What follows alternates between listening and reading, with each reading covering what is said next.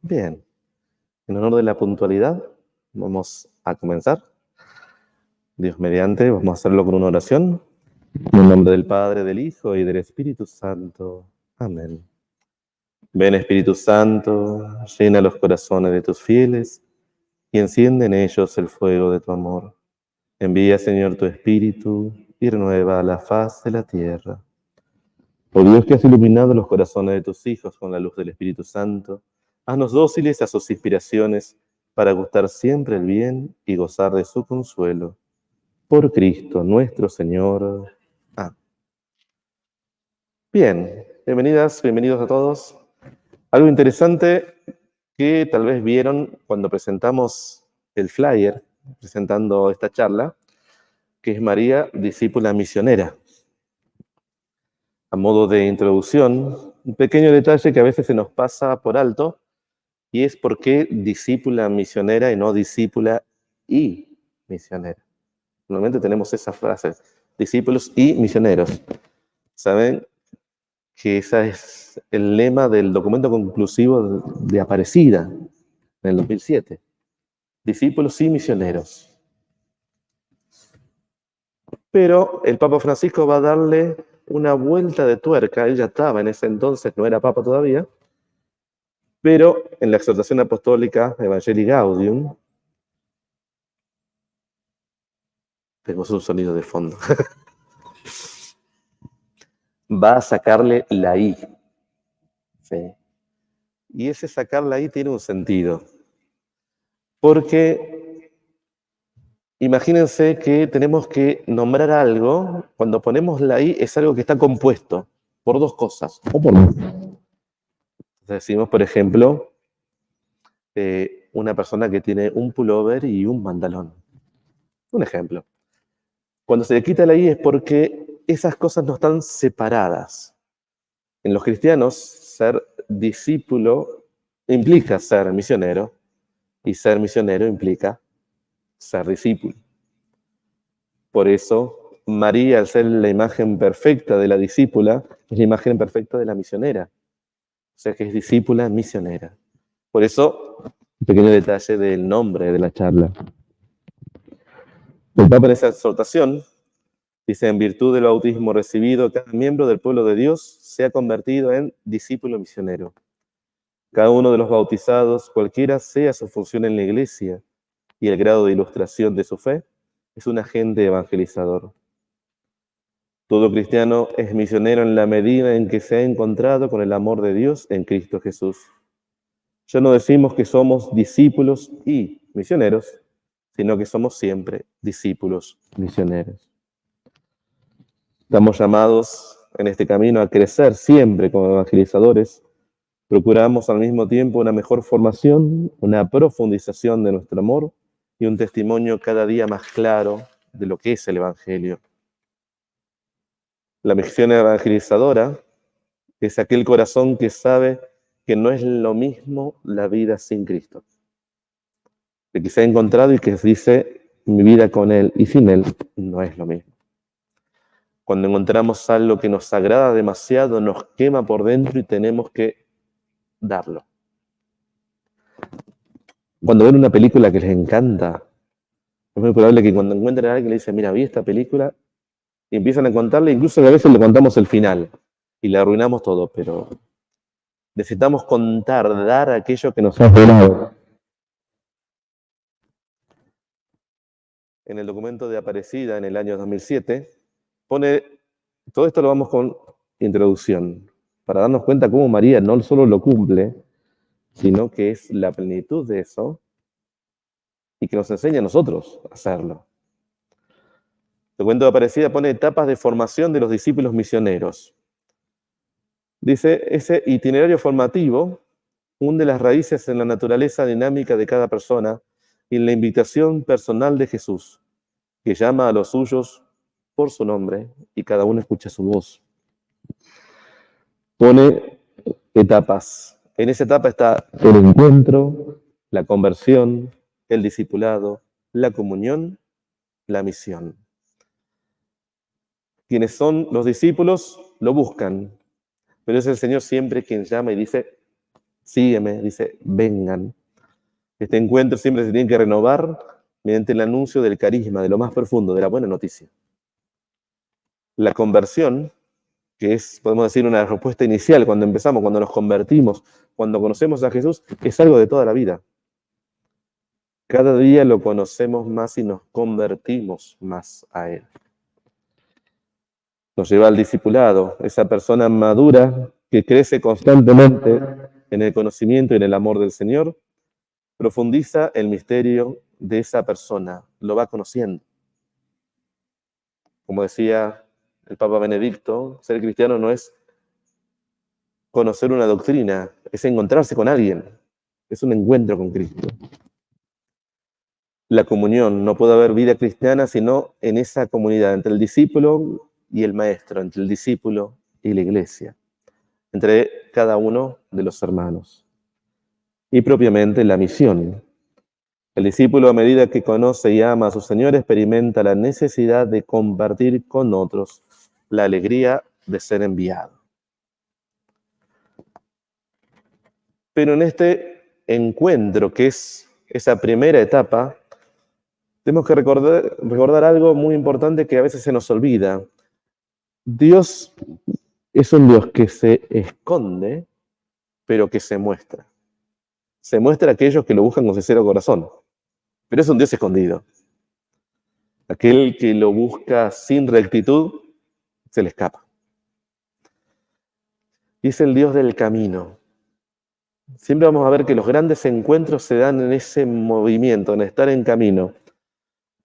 Ya desde la antigüedad, desde el pueblo judío, desde los primeros, sabían que ese camino era un momento de encuentro.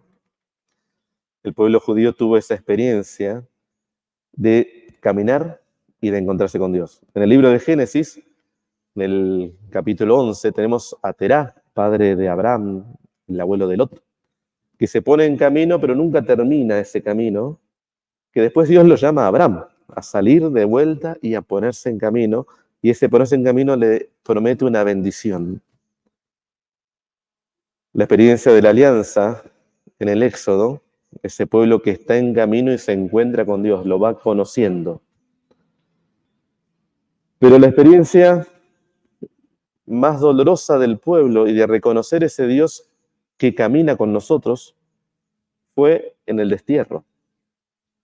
Saben que en el destierro, esa experiencia dolorosa, hay algo que para el judío fue terrible, porque saben que el Dios de la alianza, y para conectarme con el Dios de la alianza necesito ese perdón de mis pecados. Para que se perdonen mis pecados necesito ese lugar donde se ofrece el sacrificio. Y en el destierro no había más templo, no había sacrificio, no había profetas, no quedó nada. Y ese pueblo en una tierra extranjera, con dioses extranjeros, le viene la pregunta de, ¿será que Dios solamente es Dios en Israel? Y ese descubrimiento de que Dios es Dios de toda la tierra.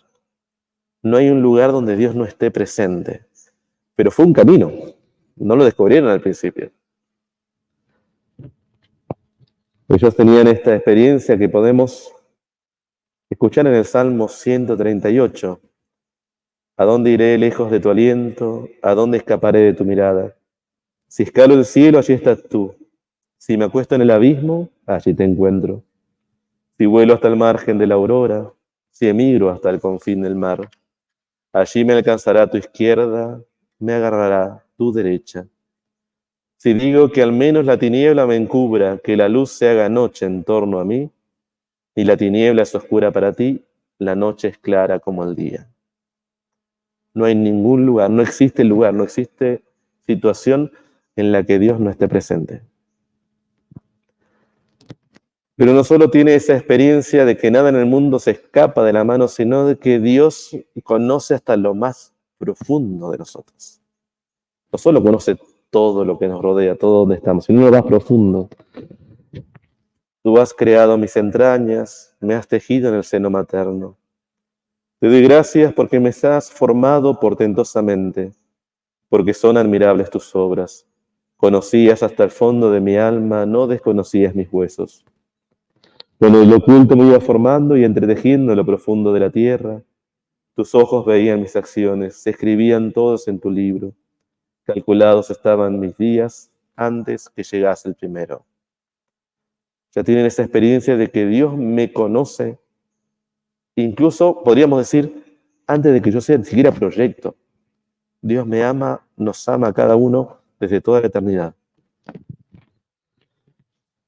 Y la llegada de el Mesías, ese Mesías anunciado, trae una noticia nueva y una noticia, esa buena noticia.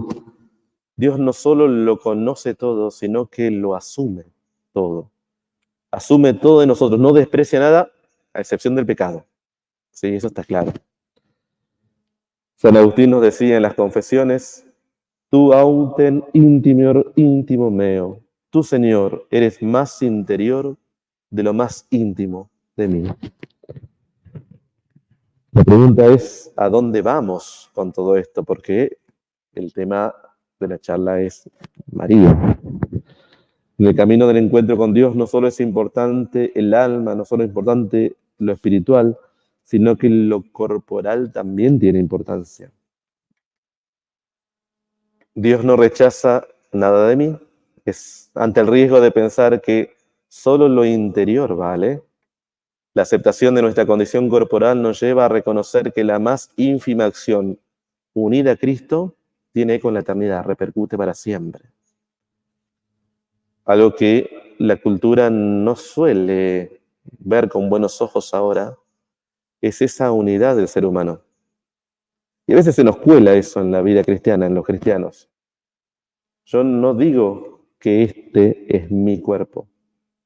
Este soy yo. No hay una división. Y en esa misión que estoy llamado a dar, estoy llamado a darlo con todo, con mi corporalidad también. El abrazar a alguien ya cambia las cosas. Y no es lo mismo decir, mi misión es ir a caminar a la selva amazónica cuando no puedo caminar. O decir, yo no puedo hacer nada, no puedo moverme cuando tengo todas mis fuerzas. Es interesante que la misión también está condicionada por quiénes somos. Y en el momento que tenemos toda la fuerza y podemos hacer todo, vamos con todo, y cuando no puedo hacer nada, siempre hay algo que puedo hacer. Y en esa corporalidad, ¿sí? Para que la contemplación de la santidad de quienes nos precedieron, especialmente de la Virgen, nos mueva algo más que el corazón. Porque a veces nos mueve el corazón, nos sentimos bien, pero no mueve nada más. Tenemos que recordar desde dónde venimos y hacia dónde vamos. Ser cristianos no es un adorno, no es pertenecer a un club exclusivo, no es ser hincha de un equipo del otro que tengo que defender a muerte, ¿sí? Podríamos decir que ser cristiano implica poseer un ADN especial, algo que me hace parte de una familia. Cuando, por ejemplo, cuando nace un bebé, que lo vamos a conocer, y como somos muy chusmas por naturaleza, es probable que veamos, a ver, ay, tiene los ojos del padre, tiene la nariz de la madre, o decir, uy, no se parece a ninguno. Pero siempre en lo físico solemos tener ese detalle de que la persona cuando crezca puede tener cualquier personalidad, pero podemos decir, ah, pero se parece a. Los cristianos también tenemos eso. Cuando contemplamos a nuestra madre, la solemos contemplar como la reina del cielo, y es cierto, estamos en lo cierto, pero cuando uno quiere escalar una montaña alta, empezamos por la base, no por la cima. Entonces, María es la reina, pero cuando queremos imitarla tenemos que empezar por el camino que hizo ella. No empezamos siendo reyes, empezamos desde abajo. La mayoría de las apariciones de María en los evangelios nos muestran a una mujer del pueblo, profundamente verdadera en sus emociones, real y concreta en su humanidad. Su vida cotidiana es la de una mujer común, de origen humilde, profundamente insertada en su contexto histórico y social. La existencia de María está marcada por acciones ordinarias, visitas a familiares, peregrinaciones, compromiso, matrimonio. Observa con impotencia la pasión y muerte de su hijo, con el dolor de una mujer, una madre. puede manifestar en esa ocasión. En ella juega un papel único y fundamental al comienzo del Evangelio. En esa infancia, en la predicación de Jesús, María representa desde los orígenes de la cristiandad a una mujer humilde, una mujer común, que se pone incondicionalmente en las manos de Dios, aceptando sin vacilar el inmenso alcance que esta elección determina en su existencia. Fe absoluta, amor absoluto. En María comprendemos que lo común se puede volver algo maravilloso. María se da toda en su sí. ¿Cuál es mi excusa? ¿Cuál es nuestra excusa para no anunciar a Dios? Podemos decir, solo soy una persona común, no tengo nada de especial. Y de eso se trata. Lo común ofrecido con amor a Dios, de ahí nacen los milagros. María es esa mujer de la profunda esperanza y esa mujer del camino. María, nuestra madre, podemos decir, no cae del cielo como un meteorito, como un aerolito, como el rayo que cayó anoche, ¿sí? Ella es una de nosotros, profundamente arraigada en nuestra naturaleza humana. Es la mujer que pertenece a un pueblo, a una familia, que ha experimentado el silencio de Dios. Vive en un pueblo que ha perdido la esperanza, que está afligido y agobiado como oveja sin pastor. Es ese pueblo que medita su propia infidelidad a la luz del Salmo 76, podríamos decir. Es que el Señor nos rechaza para siempre, ya no volverá a favorecernos. Se ha agotado ya su misericordia, se ha terminado para siempre su promesa. Es que Dios se ha olvidado de su bondad o su cólera cierra sus entrañas. La primera aparición de María en el Evangelio, ¿sí?, es la escena de la Anunciación. No se las voy a leer para ahorrar tiempo porque ya la conocen, supongo, sí, la han escuchado 1000 veces. Pero lo interesante es un ejercicio que pueden tener en sus casas, buscar en los Evangelios las veces que aparece María, recorrer ese texto y descubrir que María siempre se termina preocupando por alguien más que por ella. Siempre cuando pasa algo está María en el centro y está María buscando la solución. Para muestra basta un botón, voy a poner 2 botones ahora, pero podemos decir, incluso cuando los discípulos están temerosos y no quieren salir, ¿quién está en el centro consolándolos? María. Precisamente quien, como María, está totalmente abierto a Dios, llega a aceptar el querer divino, incluso si es misterioso. También, si a menudo no corresponde al propio querer. María da una respuesta y como consecuencia a esta escucha y disponibilidad, recibe una misión que le sorprende, que la desacomoda. Y ella se pone en movimiento. María es la mujer de la esperanza. Un filósofo decía, es necesario tener esperanza, pero tener esperanza del verbo esperanzar, porque hay gente que espera del verbo esperar. La esperanza del verbo esperar no es esperanza, es espera. Esperanzar es levantarse, esperanzar es salir al paso, esperanzar es construir, esperanzar es no darse por vencido, esperanzar es llevar adelante, esperanzar es unirse a otros para ser de otro modo. María se pone en movimiento, emprende el camino, va a ayudar a su prima que está en su 6º mes. La esperanza y la confianza en las promesas de Dios la mueve, pero es su propio corazón el que más marca el norte. Y podemos preguntarnos, ¿es necesario ir tan lejos? ¿Y a qué me refiero con esto? La distancia que recorre María no es poca. Y podemos decir, en ese tiempo, con esa distancia, ¿cuánto hace que tal vez no veía a Isabel? Tal vez mucho tiempo.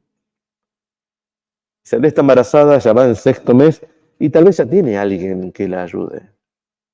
Entonces nosotros, en nuestra lógica normal que usamos todos los días, diríamos, ¿para qué me voy a mover de acá? Es más, si estuviéramos con María, se le acaba de anunciar ese embarazo, ¿y para qué me voy a mover? Pero ese movimiento tiene mucho más, porque es esa María que no se puede quedar quieta sabiendo que ella Su prima puede estar necesitando a alguien y además ese nacimiento también es una señal para ella.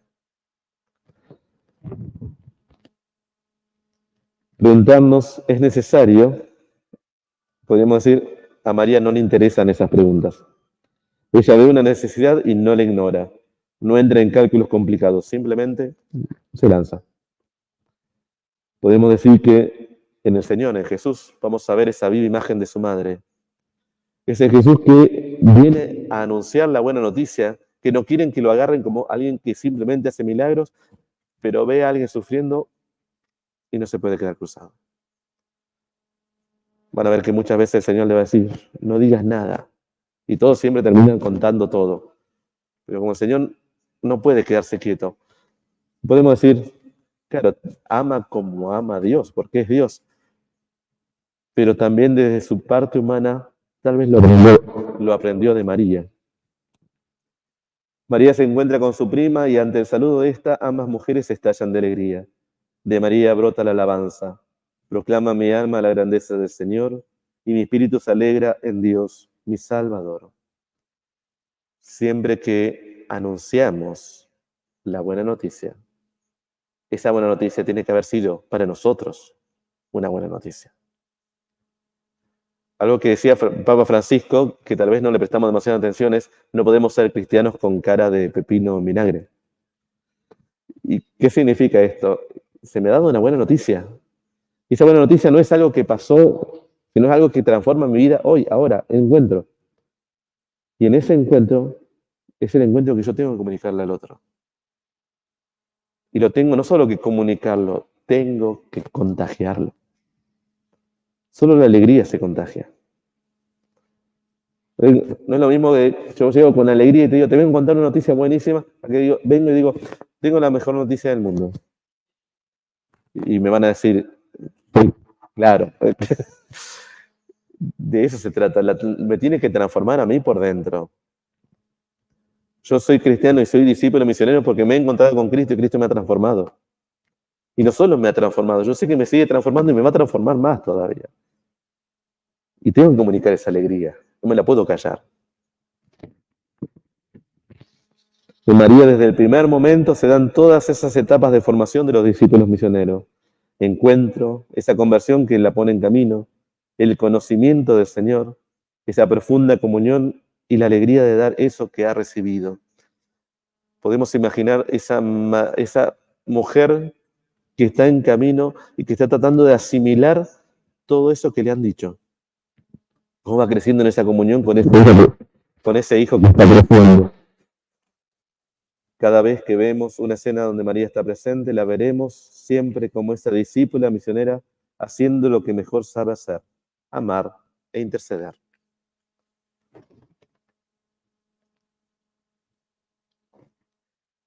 Estoy mirando el tiempo porque saben que a las menos 20 pues ya empezamos el rosario. Entonces quiero dejar espacio para que puedan hacer una pregunta. Vamos bien. Vamos a ver una escena, ¿sí? Las bodas de Caná. ¿Recuerdan las bodas de Caná? ¿Sí? Este primer signo de Jesús que vemos en el Evangelio de Juan. Juan 2, del 1 al 12. Es una boda, falta vino. La intervención de María con las palabras que nos dice a nosotros también hoy. Hagan lo que Él les diga. María es esa portavoz de una humanidad doliente que quiere hablar a Cristo, a su Hijo. Lleva los dolores y las inquietudes ante Él, incluso esa inquietud que a simple vista carece de importancia. En esta historia, podemos decir, esa boda donde se queda sin vino, tal vez si nos pusiéramos como los anfitriones de esa boda, tal vez no calculamos que los invitados tomarían tanto, ¿sí? Conseguí tanto vino, pero se terminó. Tiene un significado profundo para el pueblo judío. El vino es esa alegría, es esa abundancia. Quien provee el vino en la boda es el esposo, como un signo de que va a poder proveer durante toda la vida a esa familia. Que falte el vino, si bien nosotros podemos considerar hoy algo menor, para ese entonces no era algo menor. María adelanta esa hora de Jesús. Recuerdan que Jesús le dice, mujer, ¿qué tenemos nosotros que ver? Como diciendo, no nos metamos. Mi hora no ha llegado, todavía no es tiempo todavía. Y María, como si no lo hubiera escuchado a Jesús, le dice a los sirvientes que están ahí, porque probablemente ella ya los había traído, hagan lo que Él les diga. Y adelanta esa hora de Jesús. Y ese adelantar la hora de Jesús no se escapa a la providencia de Dios. Saben que si el esposo es aquel encargado de proveer el vino, de proveer esa alegría, de proveer la abundancia, Jesús se muestra acá como el verdadero esposo. Ese esposo de la iglesia, el esposo esperado, el Mesías esperado. María no es llamada madre en esta escena, sino mujer. Igual que al pie de la cruz. Jesús la mira a María y no le dice madre, le dice mujer. Y hace algunos años, bastante atrás, conocí una hermanita que estaba muy enojada con este pasaje, con el pasaje de la cruz. Porque dice, ¿cómo el hijo le dice a la madre mujer? ¿Cómo no le dice madre? O por lo menos que la llame por su nombre, decía. Tal vez se nos escapa a veces en nuestra forma de pensar ahora que Jesús, al referirse a María como mujer, le está dando un título más grande que no había, ¿sí? Es la nueva Eva, María, la mujer con todas las letras. Es lo que Dios soñó para la mujer. Y podemos decir que los hombres podemos aprender también de ella, obviamente.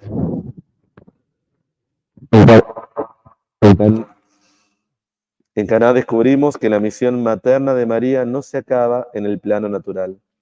Dios cuenta con ella para ser madre espiritual de los discípulos de su Hijo, en la que desde este momento, gracias a esa intervención cerca de Jesús, comienza a nacer la fe en el Mesías prometido. Lo afirma el mismo San Juan al final de la narración. Así, en Caná de Galilea, hizo Jesús el primero de los signos con el que manifestó su gloria, y sus discípulos creyeron en él. La profunda confianza de María en su Hijo la lleva a revelar como esposo. La se enseña que nuestra misión debe estar profundamente enraizada en la confianza en el Señor. Es en la delicadeza de los pequeños detalles en donde se teje la historia de la salvación. A veces pensamos que como cristianos, como discípulos misioneros, tal vez nos queda demasiado grande el título porque no hago cosas muy grandes o porque no puedo hacer cosas muy grandes. Y nos olvidamos esta ternura de María, esa atención a los detalles, esa fineza. Podemos decir, como hay muchos dichos, en los detalles se puede llegar al infierno, pero en los detalles también se puede llegar al cielo.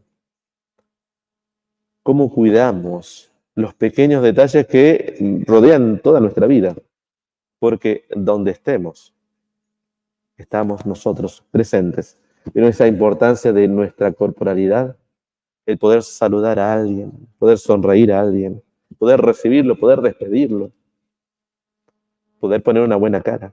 Como yo les dije con la buena noticia, no es lo mismo una cara sonriente, alegre, tengo una buena noticia, que esa cara que está diciendo todo lo opuesto. Pero en la atención a los pequeños detalles, en aprender a ver, no a mirar, sino a ver profundamente. Nosotros estamos llamados a ser discípulos misioneros al modo de María, porque, como dijimos, en lo corporal de tal padre, tal hijos, de tal palo, tal astilla, de tal madre, tales hijos. Cada uno de nosotros ha tenido un encuentro con el Señor. Incluso, bueno, este momento es un momento de encuentro, o no. Estamos en la libertad de encontrar a Jesús en todas partes, ¿no? Somos hijos de una madre que nos dice siempre, hagan lo que Él les dice, y nos mueve a confiar en el Señor. ¿Saben cuáles son las primeras palabras del Señor que aparecen en el Evangelio de Juan? En el Evangelio de Juan, cuando empieza a relatar, la primera vez que el Señor dice algo, ¿se acuerdan qué es lo que dice? No se preocupen si no se acuerdan, porque yo si me lo preguntan así de sopetón, probablemente tampoco me acuerde, ¿no? Pero cuando lo pensás decís, sí, es cuando Juan el Bautista lo señala y dos de los discípulos van detrás y Jesús se da vuelta y le dice, ¿Qué buscan? ¿Se acuerdan de eso? Esa es la primera palabra que aparece en el Evangelio de Juan. Y esas primeras palabras hace que esos extraños se conviertan en discípulos y esos discípulos después se conviertan en apóstoles. Ellos buscan algo. Porque cuando Jesús le dice, ¿qué buscan? ¿Se acuerdan qué les dicen ellos? Maestro, ¿dónde vives? Y él los invita, vengan y lo verán. Y ellos lo siguen. Y dice, y pasaron con él aquella tarde. Y para ellos es tan importante que Juan, después de tanto tiempo, se acuerda la hora que era. Dice, era alrededor de las 4 de la tarde. Ese encuentro fue mortal. Los cambió para siempre. Ahora bien, en esa vida renovada de Cristo, en la resurrección, ¿se acuerdan cuáles son las primeras palabras que dice Jesús? También los agarro así de sopetón. Se las dirige a María Magdalena, que María Magdalena está llorando frente al sepulcro, no se, está totalmente enajenada, se llegaron al Señor, aparece esta, que ella no, que ella no sabe quién es, y él le dice, mujer, ¿por qué lloras? ¿A quién buscas? Ya no es a qué es, ¿a quién? Porque en el camino de los discípulos misioneros es, nosotros, nuestro corazón, sabemos que nuestro corazón busca algo. Cuando nos encontramos con Jesús, damos esa vuelta, sabemos que nuestro corazón no busca algo, busca a alguien. Solo alguien puede llenarlo. Y el error del mundo es creer que lo puedo llenar con algo. Entonces, meto cosas. Las palabras, mujer, ¿por qué lloras? ¿A quién buscas? Hacen y anticipan esa misión de María Magdalena. María Magdalena se convierte en apóstol de los apóstoles. Es aquella que va a anunciar la resurrección. Toda nuestra vida y nuestra misión comienza con el llamado del Señor, con unir de las cosas que buscamos hasta alcanzar un corazón purificado que sabe que nada lo puede llenar, porque el corazón no está llamado a amar a algo, sino a alguien. Por eso la pregunta al final ya no es qué, sino a quién. María, nuestra madre, como la perfecta discípula misionera que está atenta a nuestras necesidades, siempre nos va a llevar a Jesús. Ella sabe que nuestro corazón solo puede ser colmado por Él. Conocen la frase a Cristo por María. Si nuestra fe es profundamente mariana, si amamos mucho a María, vamos a terminar amando a Cristo, siempre.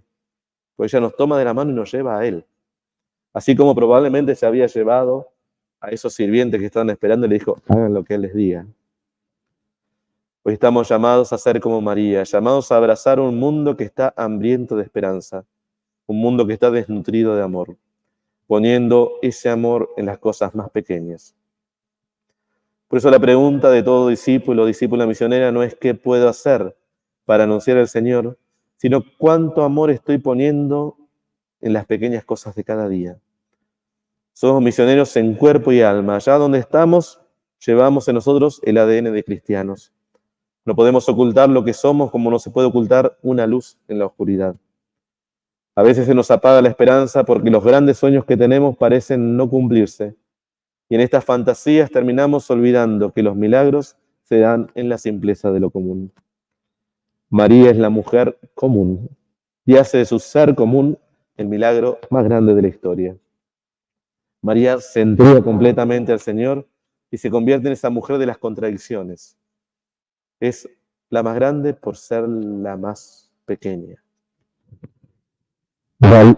Ella viene a traer esa luz a nuestra oscuridad, a traer vida a nuestras muertes, recordándonos que de lo común de la vida de cada uno de nosotros pueden nacer los milagros.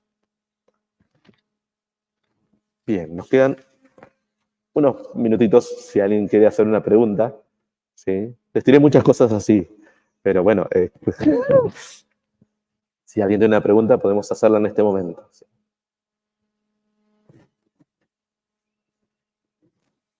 Y si no, sigo hablando, que verán que no me cuesta, ¿no?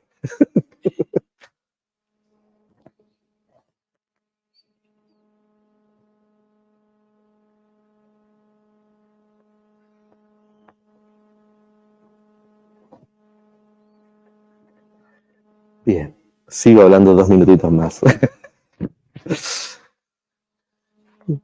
Cuando contemplamos la imagen de María, a contemplar esa discípula misionera, porque donde está ella nos está diciendo siempre, hay que ver a Cristo. Y cuando está el Señor con María, siempre la va a señalar a ella también. Tenemos que recordar una frase que es muy hermosa si la meditamos debidamente. Es esa frase que encontramos en el Nican Mopoua. ¿Saben lo que es el Nican Mopoua? Son los relatos de las apariciones de la Virgen de Guadalupe.